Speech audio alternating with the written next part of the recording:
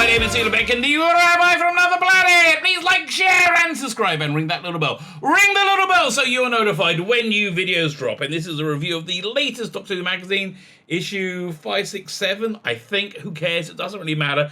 I think I worked out what's going on with Doctor Who magazine, right? I really genuinely think I worked out what's going on with Doctor Who. You know, before I actually get into it, before I say like, share, and subscribe, even though technically I have just said it, so could you just go ahead and like, share, and subscribe? But I'll do the real pitch in a minute.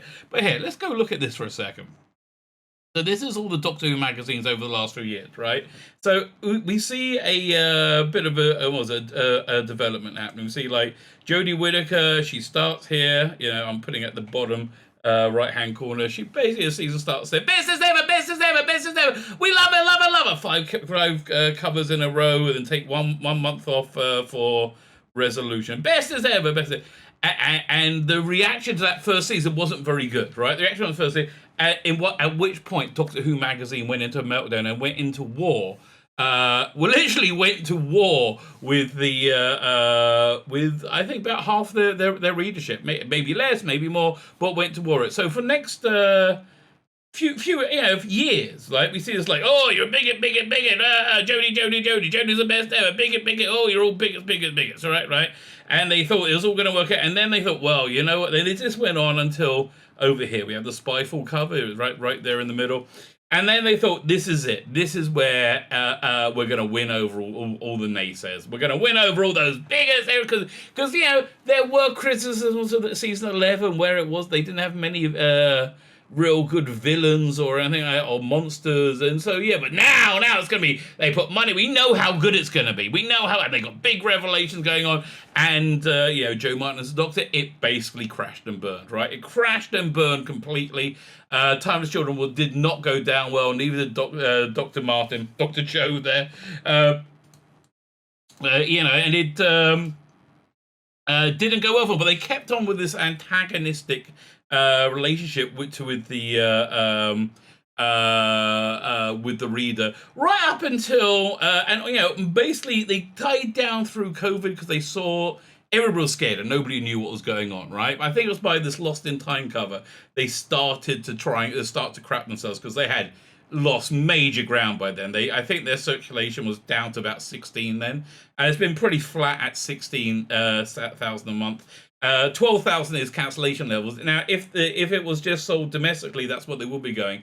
That's what they will be getting. They get an extra 4,000 a month sold internationally. Now, this is down about 10,000, right? About 10,000 from about 5 years before Jodie. So it's not good. They've lost major inroads. But they said, you know, January's coming. When January comes, everything's going to turn around. It's all going to get, we got to bite up. But they were kind of scared around there with Time Lord Victoria stuff. You could tell they were kind of scared. And then Revolution of the Daleks came out, and it did better than anything she's done before. But it didn't staunch the bleeding of Doctor Who magazine, of the people buying Doctor Who magazine, of the people, the circulation Doctor Who magazine. It didn't recover. Most other periodicals, by the way, you should know, actually recovered during that time. Doctor Who magazine didn't, and now they went from scared. So I think this was the Eighth Wonder one. That's what. See, you can see over here. You have the Master cover, the Target one, this excellent Dalek cover, Eccleston. Where they're really trying hard. They were scared. They needed viewers. They needed more readers. They had to cancel the comic strip. The comic strip, by the way, I'm going to do a review of Age of Chaos, the latest collection. That last comic strip was absolutely awful. That was Scott Gray had done himself out of a job. Essentially, you know, he whooped himself out of a job because they couldn't afford the comic strip. Right? He was drawing the last one. It was awful. It wasn't professional. That's basically the bottom line. He's a fine writer. I've liked his other Doctor Who strips, but he's not an artist. He's got a visual sense, but he's not a professional artist. I mean, maybe if he draws a couple of hundred pages, he'll get there. But from what I saw from that 4-part story, no, it was just not pro. But anyway, so by the 8th one, at that point, they realized they lost the war. Right, they lost the war, and it's not getting better. And so for the last 3 issues, we've had like depressed, lackluster Doctor Who magazine, right? A really genuinely depressed, lackluster Doctor Who magazine. So, this is kind of similar to this. Let me pull this up. This is a cover from a Marvel comic in 2013, where it's really telling you what's going to happen. Let's look at the faces of these people. So Captain Marvel, nobody there is very attractive. Marvel Comics has imploded completely, right? They've lost their audience. Much the same thing happened to them that happened to the Doctor Who crowd. So this is from 2013, where they're telling you exactly the audience they want, which is all majority women, majority sneering. Look, they're sneering at you. A few effeminate men, like soy boy men, but mainly women sneering at you, angry. And at the front, they have a black woman. Why they have a black woman at the front? Because they say, if you don't like it, you're a racist.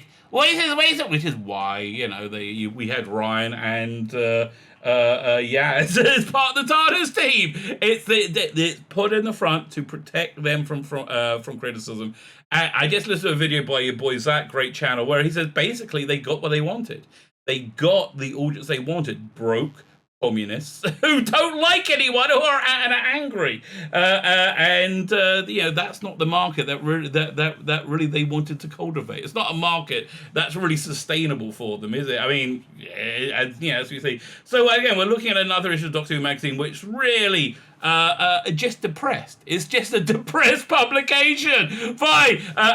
Before we go into actually looking at the magazine, could I ask you? Can you hit the? I told you it's coming back. Can you hit the subscribe button? That'll be fan-dabby double dozy. That'll be fantastic. Thank you very much. Hit the like button. I like to be liked. Hit the share button. Comment. Let me know what you think. I haven't even looked at my comments from today. Where how many got to reply? If you do comment, I will endeavour to reply to you. I really listen. If you take the time to comment, I will take the time, and I got a lot of them. But I'm genuinely appreciative, It's nice. It's nice to have conversations. We used to do this in Doctor Who fandom, right? You used to meet at the bar at a convention and with people who were different than you, who thought differently from you, and you would have a drink together and you would find things you agreed about, find things you disagreed about. Not anymore, because what happens?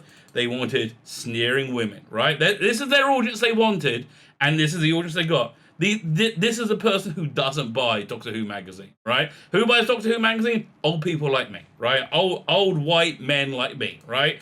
One of the writers from this era of Marvel is really upset. They just started Indiegogo and it didn't go very well. And then they saw a Teenage Mutant Ninja Turtle one did really, really well, and they were making, the average backing was like $500, right? And he was like, who pays $500 for a comic book? Again, people like me, the audience you didn't want. What audience did you want? You want this audience, right? This is the audience you want. Soy boys, mostly women, and let's put a black person at the front so we can use them as a shield. Because they're racist as hell, these people. So like, share, subscribe. That'll be fan-dabby double. You want to be super nice? Go check out my Indiegogo. Go check out my Indiegogo. It's done, okay? I got to do a bunch of posters that I'm going to be posting on Twitter over the next week or so. Calling it the End of Days campaign because it's the end of days. I'm freaking done. I've got to get this book out. I've got to get it into the backers' hands. I got to now's the point I've got to put up or shut up. And I'm ready to put up, baby. I'm ready to put up. These are two freaking awesome comic books. We've got Biblical, Bible Source, Aces, Creations, Rashes, Rogues. It's about to close. And I've been plugging this for months and months. It's about to close. I think you've got about a week left. As soon as it goes to print, I'm giving the orders to the printer. It'll be done. 220 pages long. Freaking awesome book. It's an absolutely great book, and I know I wrote and drew it, but it's still a pretty darn good book. Then we also got this one, The Imperium, a love letter to telefantasy of the 1960s. James Bond, Emma Peel, Doctor Who, The Black Slaver in 2001, and a monkey in a spacesuit. All together, a bit of Prisoner, a bit of Thunderbirds, and you know all the other stuff we got. The Noble Savages poster. We broke $8,000, so I'm giving a whole bunch of stuff. Go check the video notes. It's right there in the video. Go and back it today. Thank you very, very much. Which, I think maybe Doctor Who magazine should have been saved for readers other than, instead of, oh, we hate you, bigot, naughty bigot. There we go. Where is it? There you go. Firstly, good cover. Very good cover. A good bit of Photoshop. But what this issue is essentially is ripping off a fan project, a really good fan project where you can get it for free. This digital book of reminiscence from the Blackpool Doctor Who exhibition. It's beautifully put together. It's just absolutely beautiful. It goes from like year to year to year. It's got everybody's private photos in it, and the love and the nostalgia. Oh, it's absolutely beautiful. They have floor plans. They put so much work into it. So Doctor Who magazine ripped that off completely, and they didn't even credit them. And what they should have done, if they had an ounce of bloody sense, right, is they should have printed excerpts of that in Doctor Who magazine and given a link for people to download it, and then add in their own thing. You pull out a Bernard Wilkie interview, because I know he was involved with the exhibitions. Yeah, you've got a lot of stuff on file, right? Doctor Who magazine has a lot of stuff on file. They could have done a major article on the Nightmare Fair, the story set in Blackpool that was cancelled. It's been in a novel, it's been in an audio. There's a lot there. You could have done like a fact or fiction of it, but no, it's lackluster because they've lost their will to live. They have lost their will to live. They don't have the comic strip anymore. There are tons of the just gorgeous backup comics that they have never reprinted. They can print them in black and white. Steve Dillon, some great comic artists. Steve Dillon, who did The Preacher, he died about 5 years ago. He started work when he was like 16, and he basically was as good from his first line he drew to his last line. There's a ton of stuff, and I'm sure there's a ton of like seaside type of comic strips they could have put in there. No, in fact, there was a cover to the...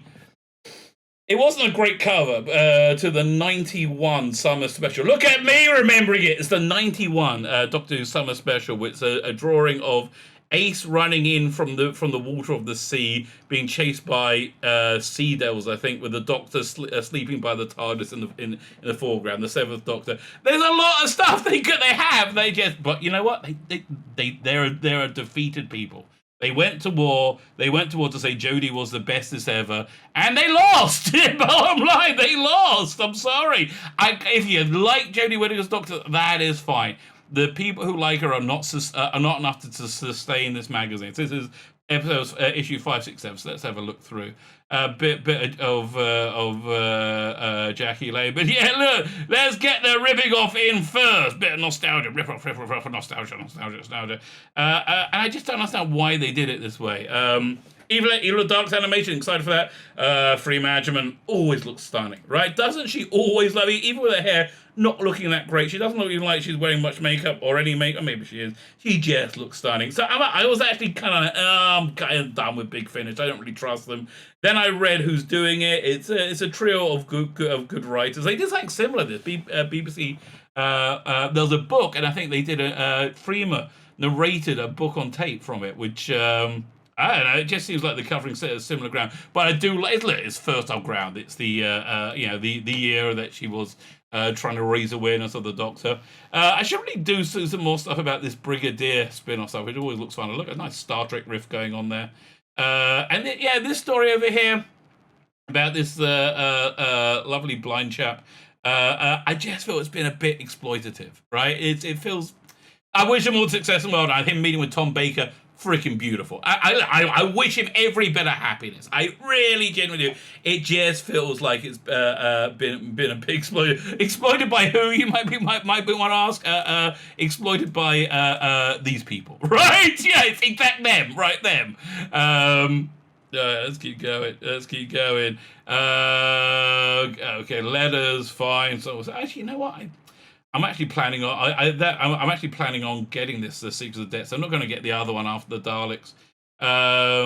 Big Finish. I don't know. If I'm typical of Big Finish buyers, they're in trouble. If I'm not typical, and again, these people are stumping up, which they're not. They'll be fine. Those people aren't stumping up for it.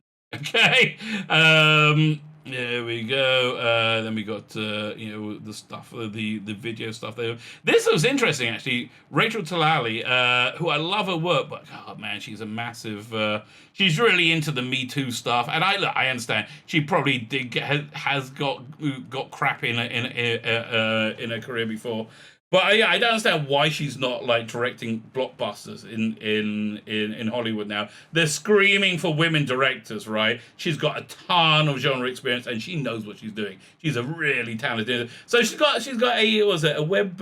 She's got a YouTube channel. I really got to check that out. right? I think I find it fascinating. Oh, look, there's a bit of Jodie, sort of. That's the other thing. Listen, I mean, people say, oh, she's been totally fine. If Jodie is so successful, right? Why is she nowhere to be bloody seen? Right? Honestly, there's like, this is the first whiff you got of it so far. Oh, there you go, a bit of fan art. That's quite nice. Look, wish them the best. I like people enjoying themselves. Why not? Why not? This is a bit weird. Is that looks like it's a woman with a penis. I'm not sure what the right word is, right? If it's a woman with a vagina, I apologize. I don't know, but that's the world we live in. Who can bloody tell nowadays? But yeah, okay, mate. Like honestly, if that's a woman with a penis, this is something people used to do, in the privacy of their own bedroom, which I had no problem with. But now it's, everything is good, baby. Don't hold yourself back. Again, we can see the Photoshop on the cover.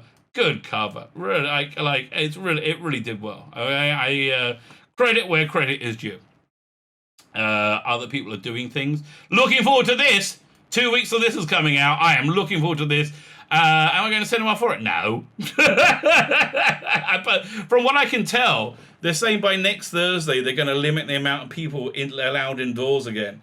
That Delta virus has gone crazy, right? So, yeah. And so probably, if it is in the cinemas, the cinemas will probably be closed.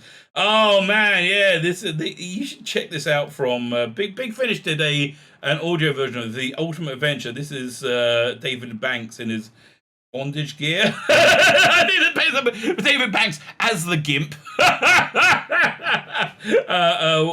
One of the characters from The Ultimate Adventure. It's a lot of fun, Ultimate Adventure. I have to say, I really do think it is fun.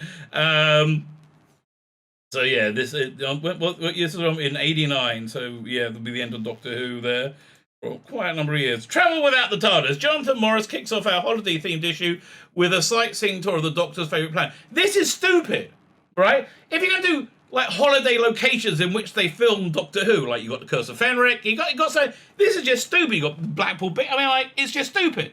Like, oh what? In the chase, they went to New York, and they went to Spain. Like. Again, it's just stupid. I don't know, but it doesn't seem like that wasn't in New York. Okay, that was in Shepherd's Bush Studio. I would have thought, right? This is just stupid, right? It's a stupid article. It's a filler. It's a stupid filler, which is all Doctor Who magazine is nowadays. They're pointless fillers. Oh look, we can scream in a bit, Jodie! Yay, Jodie! Okay, but that's about it, really. I'm sorry. Oh, that was good, by the way. This was good, just too long. But John Culture, love John Culture. So now we're into the full rip-off section. Richard Moles begins the history of the BBC's earliest Doctor Who exhibitions with the story of the event in London that started it all. So again, the one is the Blackpool exhibition, and I guess there was a London event that started it all, which I didn't know about. It just seems like the design is the same. It's so obviously ripping off this book. It's a wonderful book. You should really go find it. I wish I could remember. If I remember, I'll put it in the video notes.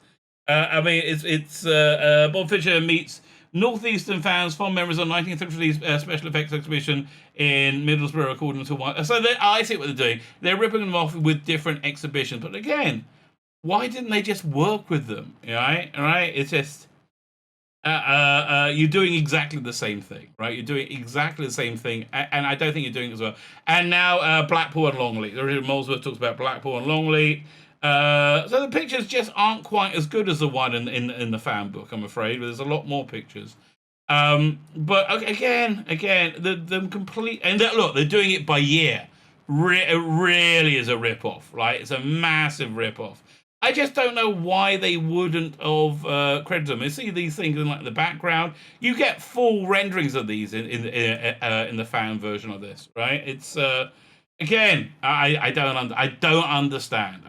Why can't they just show some kind of solidarity with the fans? Maybe I don't know. No, I think it's because they hate them. I think they absolutely hate fans because they just had their asses handed to them, right? And also, I think they're depressed as well because they know how bad it's going. And I think they see the writing on the wall. This looks good. Okay, how long is it? 25 centimeters long.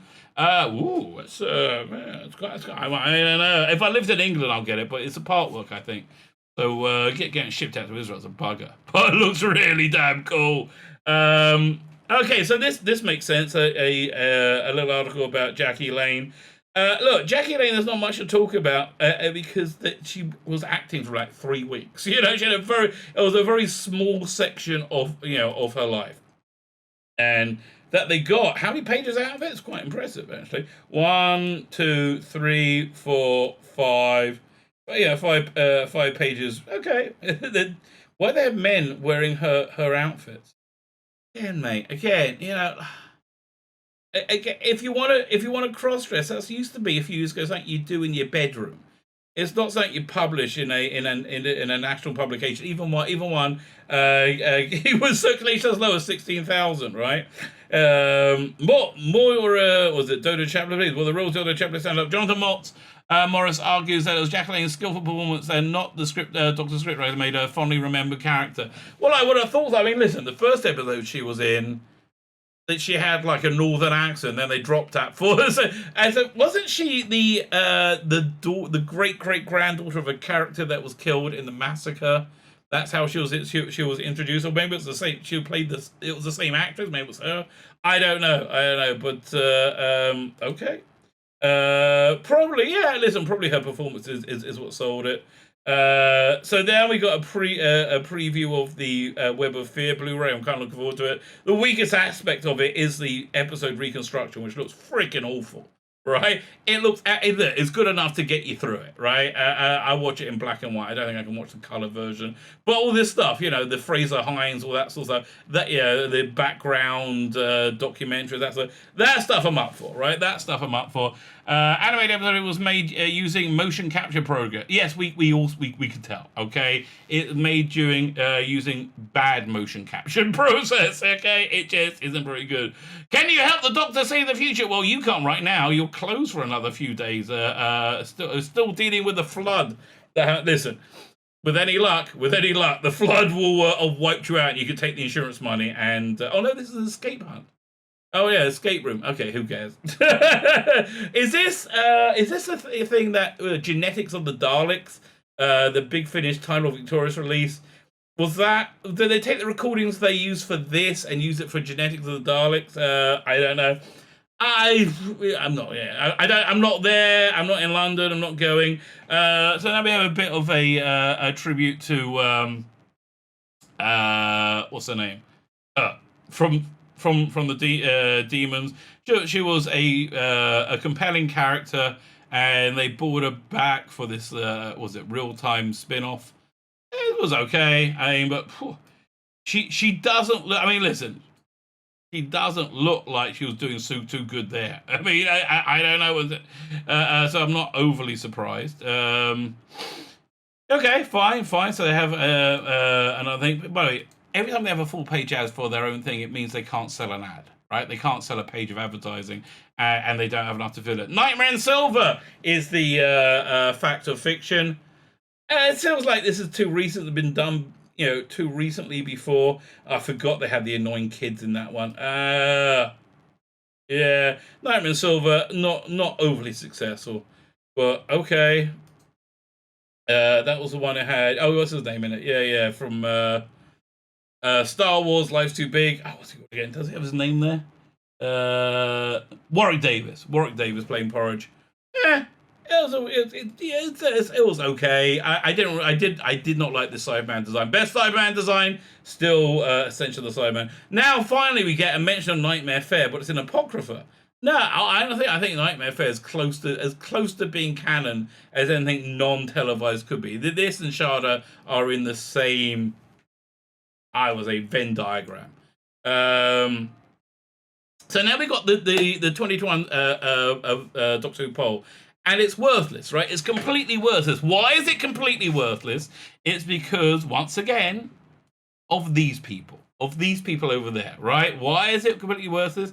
Because it used to be, polls were to find out what the pulse of fandom was, what fandom like, how it felt, what's going on. But these people can't stand not being in complete control, right? It not stand being in complete control. That's why they're sneering at you. That's why they're all sneering at you, right? Because evil white man. So these polls are now completely useless because they get 20,000 sock puppet accounts each to like make their crap number one, right? And it's just not a reflection. I'm sorry. If Jodie was as popular as they keep insisting she was, they would be able to sell her more effectively. But they're not. So, and also, was there more than 3 Doctor Who books last year? I really don't know. But I think Stranded's being strong here, Stranded 1, coming out number 2, it is because of that. I think it's because of that. It's not looking good. It's not looking good. Best regular feature comic strip. Well, they haven't had it for months and months, so bye-bye. Now we go into the review season 24. I'm still waiting for mine to arrive. I downloaded illegally from the internet the extended editions of the 4 stories, and I'm going to try and watch them because I want to do a review of each one. But I started with Time in the Rani, and it's awful. It's just it's extended, so there's more of it. And it's just, I really wish there wasn't. But I love all the extras. I really want this Matthew Sweet interview with Sylvester McCoy. That looks awesome. That looks really good. And these things are fantastic. And generally speaking, these box sets are very, very well done, well put together. And I'd be surprised if this one had any exception. Dalek Universe 2, it's the review of it, and I worked out what I don't like about it. I mean, I've been screaming that it doesn't have Daleks in it, which is a bit of a problem because they sold it with Daleks. Instead of calling it Dalek Universe, they should have called it Special Space Service, right? And say, this is the 10th Doctor's time with the Special Space Service. And then I wouldn't have an expectation to see Daleks, because you called it Dalek Universe, right? I wouldn't have an expectation to see Daleks if you hadn't called it Dalek Universe. But you called it Dalek Universe, so I'm kind of miffed that I haven't seen any Daleks. I'm 2/3 of the way through, right? I mean, it hasn't been the best bit was there was a flashback to Daleks doing Dalek-y stuff in episode 1. And that was the best bit of all 6 episodes thus far. So yeah, I'm a bit miffed about that. Lady Christina was one of the first ones I didn't get. That's my first one on my Big Finish purge. I'll be more likely to get this Menglos audiobook, and I'm really not that interested in it because it's written by John Coleshaw. John Coleshaw can do no wrong. Nightmare Realm, read by Dan Starkey. I mean, really, I wish they could get Capaldi in to read some of these. Or at least somebody who could do Capaldi. If you can get a John Hurt with Jonathan Curry, who's freaking good, can you not find a Capaldi? Isn't that be easier? And now we got to look forward to next month, 9 Lives. Again, they always put the black character right on the cover and say, look how good we are. We like the blacks. I'm like, really? Dude, you sound racist when you do it. You just do. And I know you just put them in this going, oh no, it's just nothing. We're just putting, no, it's there with your virtue signaling beyond virtual signaling. And honestly, okay, yeah, not I've got Chris Eccleston to shave his beard and do a photo shoot, right? Get him in a leather jacket, right? How hard could that have bloody been? One of the simplest costumes to put together the cosplay. Not sure if I'm excited for this, the War Master Killing Time. I've liked all of them. I think it's just I don't like the cover. That I have a problem with it. I'm not sure about having Joe Grant and Nyssa in it. Seems weird. Seems like they don't bounce off together nicely. And this is a Paul Marg's book narrated by Stephanie Cole. Okay. Is that related to Stephen Cole, or is Stephen Cole now Stephanie Cole? Am I dead naming? I don't... See, this is the quagmire we live in this day and age. And thankfully, we're nearly done. Next month, any Jodie? There is. I was going to say no, Jodie. No, there is a bit of Jodie. Joy Wilkinson has a new story. Listen, they don't have enough. Here's what I'm worried about. I'm going to talk about this when I do my review of this thing, which I'm recording next. Age of Chaos. That's my next review coming up. They're just trying to make it look so Dalek-y. Why don't they got a Special Space Service and be honest about it? Great. Again, Good bit of Photoshop there. So it says, well, there's not about Dalek Universe. No, they got me sidetracked. Yeah, so, they only have, what was it? I think about 64 pages of Jodie comic strip left. I think it comes up to about 74, 76, something like that, if you include the one comic strip annual, which isn't enough to make a trade. So, maybe they'll put in like text stories as well. I just hope they don't mix in anything non-Jodie, like Monstrous Beauty or something into it. Because if they do, I'm not getting it. And I really hope they don't mix any of the backup strips in it. Oh, please don't do that, because I'm not getting it. That simple. I'm not getting it. I will not buy that garbage, because that's what it is. Absolute garbage. So there you go. Doctor Who magazine. Doctor Who magazine made for, once again, made for these people. Made for those people who don't buy Doctor Who magazine. And thus, nobody's buying Doctor Who bloody magazine. To be honest with you, I think their circulation at 16,000 is probably stable right now, up until the new season starts, which it might actually bring that number down, right? If it's bad, which is going to be, like, really? How many times you need to make bad episodes of Doctor Who before you go, I expect the next episode they're going to do is going to be bad, right? How many times they need to do that? So far, we're up to 21 times. So, no, if that's bad, it might go below that. They can still got about 4,000 to lose. They can lose 4,000, stay in circulation. They're just depressed. Okay, basically, it's just a depressing read, and it fills it. My name is Tzvi Lebetkin, the Rabbi from another planet. Please like, share, and subscribe, and ring that little bell. Ring the little bell so you are notified when new videos drop.